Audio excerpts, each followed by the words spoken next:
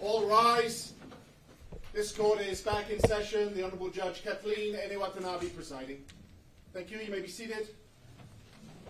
Calling CSP 20-08, State of Hawaii versus Lori Noreen Vallow, also known as Lori Noreen Daybell. Motion for reconsideration of denial of the defendant's oral motion for bail reduction. Good afternoon, Your Honor. Justin Kohler, prosecuting attorney. With me is Tracy Murakami, deputy prosecuting attorney, appearing on behalf of the appointed. Good afternoon, Your Honor. Craig DeCosta on behalf of Lori Daybell, who is present in the courtroom. Right, good afternoon. Counsel ready to proceed with the matters? Yes, Your Honor. All right.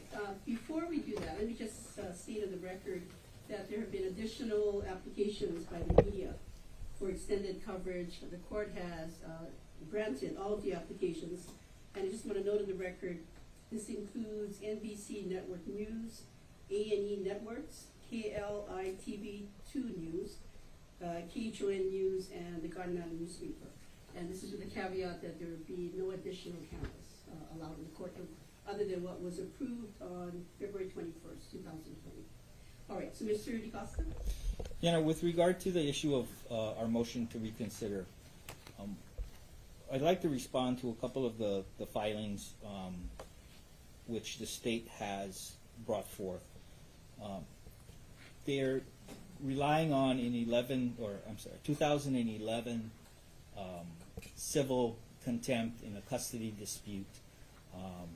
And even if this was a criminal contempt, in Hawaii, the tool that's used to determine whether the person should be released on bail and what the bail amount is only goes back 2 years. So bringing up something that's 9 years old, I don't think that is appropriate and should be ignored by the court.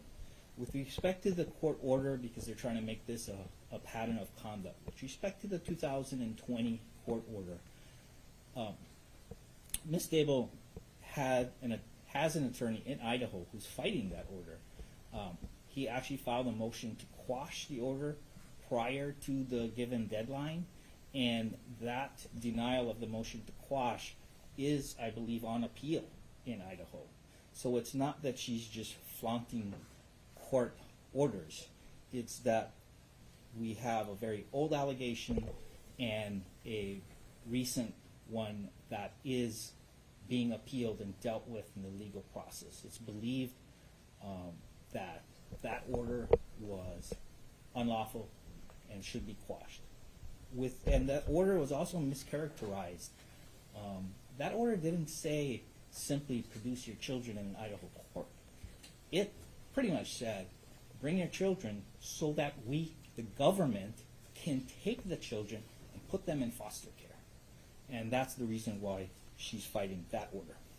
With respect to whether she's a flight risk, Mrs. Daybell and her husband moved to Kaua'i.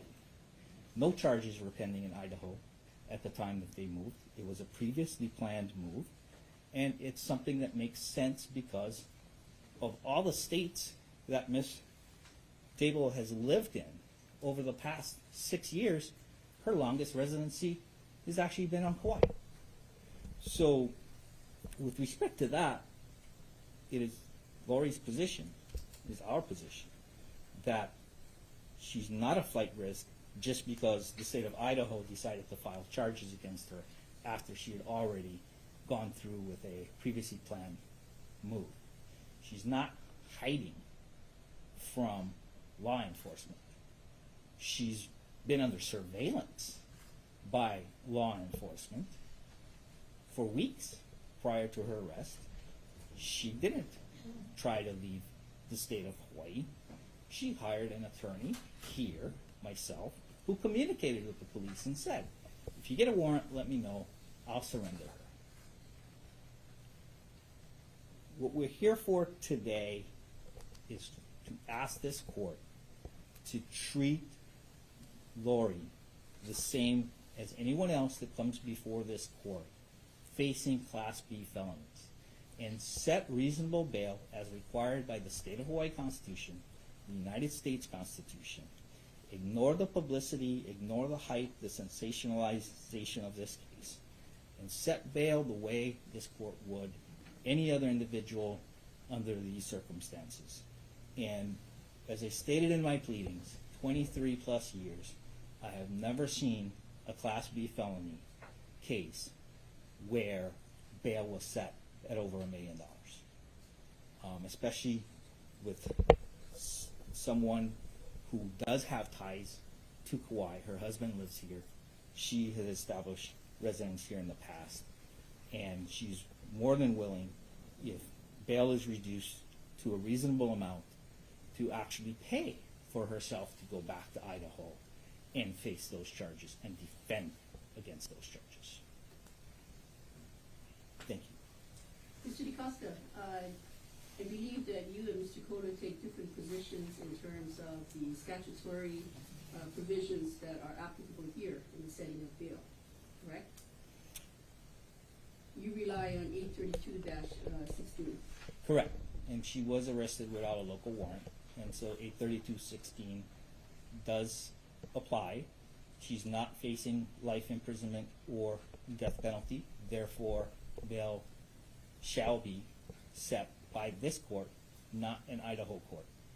You would agree that that statutory provision leaves it to the discretion of the court to set bail? It is within the discretion of the court as long as the court follows Ms. Daybell's constitutional rights and sets it at a reasonable amount. And in this case, my argument is that even given all of the arguments made by the state, that $5 million is not reasonable. I think that amount is overly influencing what this court would normally set, because some Idaho judge who's being appealed in another order by Ms. Daybell said $5 million. But if this court were to have taken a look at this case with fresh eyes, I do not believe that this court, knowing this court's history, would have set it at over $1 million. And that's the basis of your position in basically alleging or intimating that the court erred in confirming bail at $5 million. Yeah, I don't think there was bail to be confirmed at that point. I believe that 832-16 says, shall bring the person in front of the court for the setting of bail if they're arrested without a local warrant. They didn't bother to get a Hawaii warrant, despite the fact that she was under surveillance, despite the fact that apparently the documents was here on island with an Idaho detective. And they didn't bother to ask for a local warrant, so we have to go by 832-16. And you dispute the position taken by Mr. Kohler that your client is a flight risk. I do not believe she's a flight risk. I do dispute that. And, you know, as I stated in my pleadings, bail is meant to secure the attendance of the charged person, and Ms. Daybell has done, ever since meeting with me in late January, has done everything correctly as far as being available to turn herself in if that's what was requested. And I think that's all the questions I have at this time. Mr. Kohler? Judge, nothing has changed about this case since we last addressed bail several days ago, other than that we learned of her past history of defying court orders regarding the custody for children, not just in 2009 and 2011, but also what was telling in those reports is Joseph Ryan's statements that she has a history of disappearing when the child's custody is at issue. So You're that is. referring back to 2011. I'm talking about the 2009 and 2011 reports, in which she was civilly found in contempt and charged with judicial interference. So that certainly, in the state's view, is even more reason to. I mean, our position was always that she should be remanded without bail, but in the alternative, the $5 million was appropriate at the time and remains appropriate today. Now, Mr. DeCosta and I agree that we haven't seen a case like this before. In my 15 years, I haven't, and Ms. Murakami's 25 years, I'm sure she hasn't either. So this case is extraordinary, especially given the fact that the very same day investigators went to her house in Rexburg, she dug out for Hawaii. Or she dug out at least for another state and then ended up in Hawaii. And yes, the move may have been pre-planned, but it certainly raises eyebrows with the state that the move appears to have been planned before her husband passed away. So the state considers that as well. So our position remains that Ms. Daybell is certainly a flight risk. She has resided in numerous states in recent years, has had identification from numerous states in recent years, and is in open defiance of court orders, not only from Idaho, but has a history of digging out when the chips are down, Your Honor. So the state rests on that unless Your Honor has specific I inquiries. have a question on the basis of bail, and you cite to Section 804-3 of the Hawaii Revised Statutes, which is not the same basis relied upon by the defense. Well, the state understands that Section 832-16 does give Your Honor the discretion to set the bail. We do not see any disharmony or dissonance between 804.3 and 832.16. Your Honor can look at 832.16 and say, I have the discretion to set bail, and I also have the discretion under 804.3, because that's what we look at in setting bail, that we can remand her without bail entirely. So those sections are not dissonant to us. But at this time, at this bail hearing, you're asking the court to keep it at $5 million. We are certainly opposing the defense's request and asking that you keep bail at $5 million. Yes, we think that's appropriate. Mr. DeCosta, anything further as we move on? Yes, Your Honor, with regard to the 9-year-old civil contempt, she was, I believe, she went to trial on whether she would be found guilty on criminal contempt. Was not convicted. Nothing I've seen in any of the papers sent over to me by the state or filed in this case shows that she has any prior record whatsoever. And so I just want to reiterate that I think she should be treated the same as anyone who comes before this court with no prior record. Even people charged with bail jumping or escape gets a $100,000, $200,000 bail, but not $1 million or $5 million bail. Okay, thank you. All right, counsel, based on your respective pleadings with the court, including the supplemental memos that were received, your arguments in court this afternoon, the circumstances of this particular case, this court is confirming bail at $5 million. Just want to state on the record, at the prior hearing, the court confirmed bail at $5 million, and let me just state that the plain meaning of confirm means firmly establishes. So I am firmly establishing and confirming what I previously said at the hearing, last hearing. So bail is confirmed at $5 million. I would like an order to that effect, Mr. Cole. Yes, Your Honor. And as soon as you submit, the court will execute the same. Thank you. Anything further? Yes, Your Honor. Yes. At this time, we would, Ms. Daybell has executed a waiver of extradition.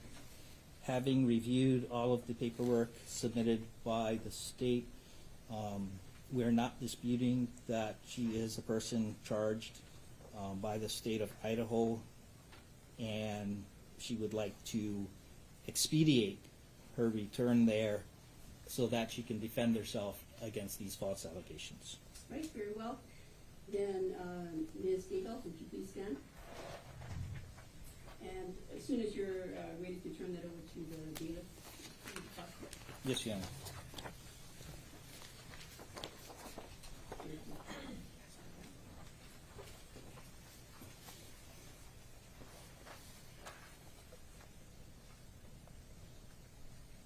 Counsel, would you approach? Yes, Your Honor.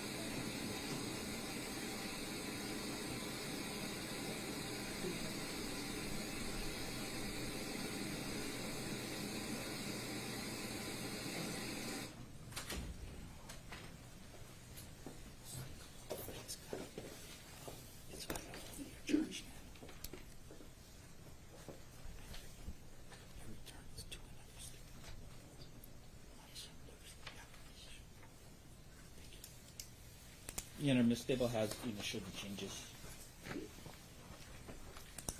Thank you. All right, Ms. Daybell, I need to ask you questions on the record. I'd like for you to answer out loud and into the microphone that's in the middle of the table.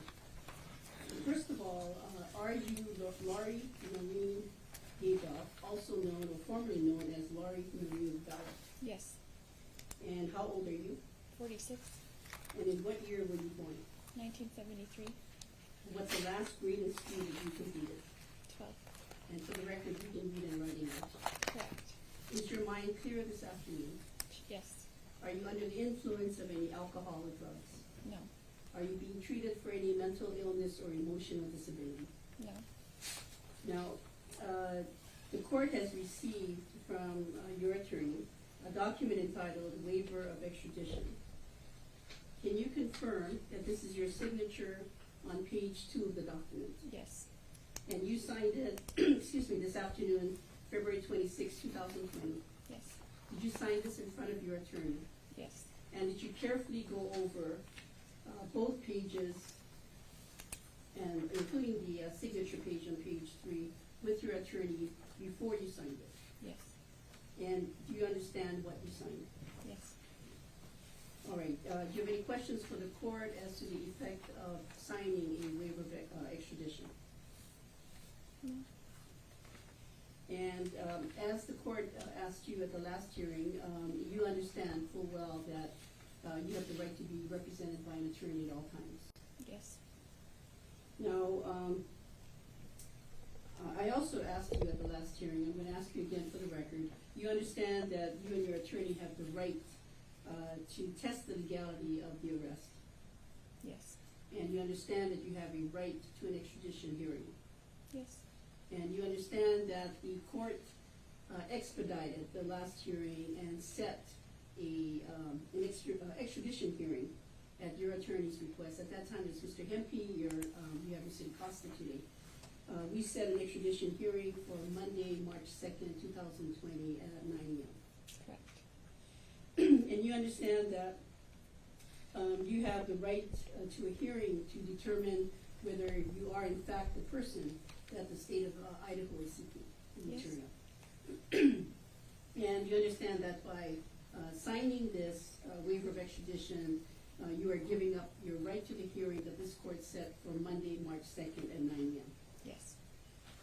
And you, by signing this waiver of extradition, you are basically telling the court that you will go voluntarily and willingly with an agent that is sent from the state of Idaho back to the state of back to the state of Idaho. Yes. And you understand that traveling back to Idaho, this waiver of extradition would also cover any other states that you may pass through. Yes. All right. Any questions before the court makes its finding? No. And counsel, was there anything further that the court needs to address in its colloquy? Your Honor, may we approach about the form? Yes.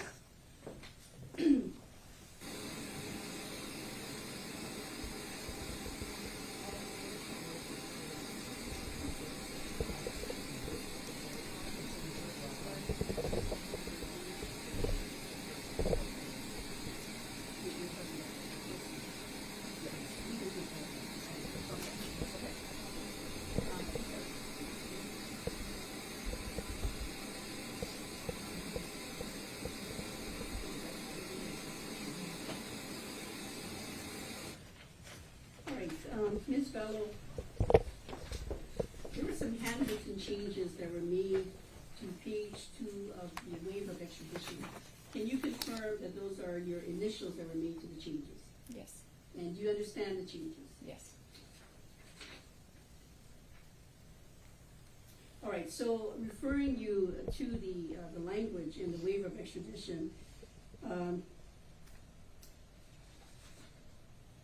it says in the second paragraph that you've been fully informed of the charges against you that were brought by the state of Idaho. And this court did, on the record at the last hearing, go over those charges with you. Do you wish for the court to identify those charges again? No. And you understand let's see, that by signing this document, this is a voluntary, knowing, and intelligent waiver of your rights to the issuance and service of a governor's warrant, Yes. as well as any formal hearing. Yes. Great. And you understand that by signing this document, this is without reference to your guilt or innocence regarding the merits of your case that is with the state of Idaho. Yes. All right. Okay, the court is satisfied in its colloquy with Ms., I've been referring to as Ms. Vallow, Ms. Daybell, also known as Ms. Vallow, that she is intelligently, voluntarily, and knowingly executing this waiver of extradition. The court is satisfied that with the services of her attorney, she understands the consequences of doing so.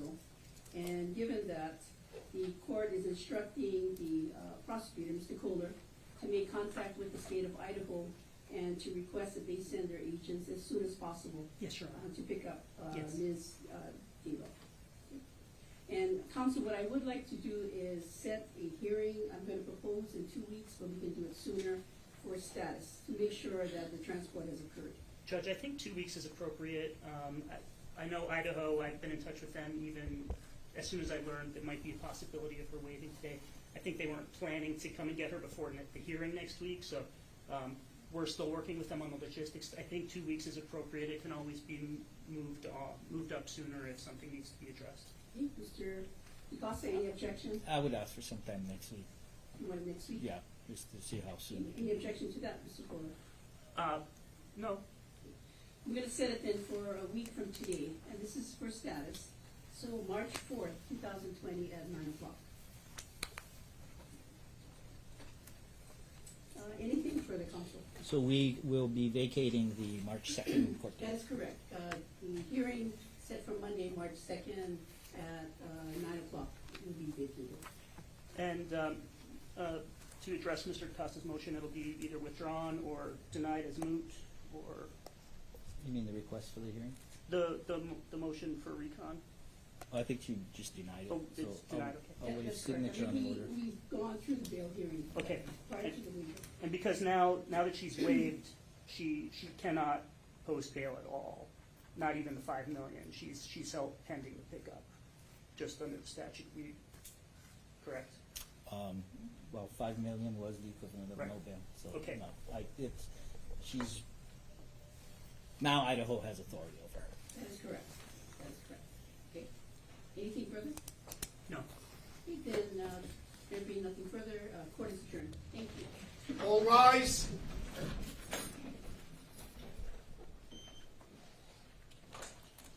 Thank you. You can exit the courtroom.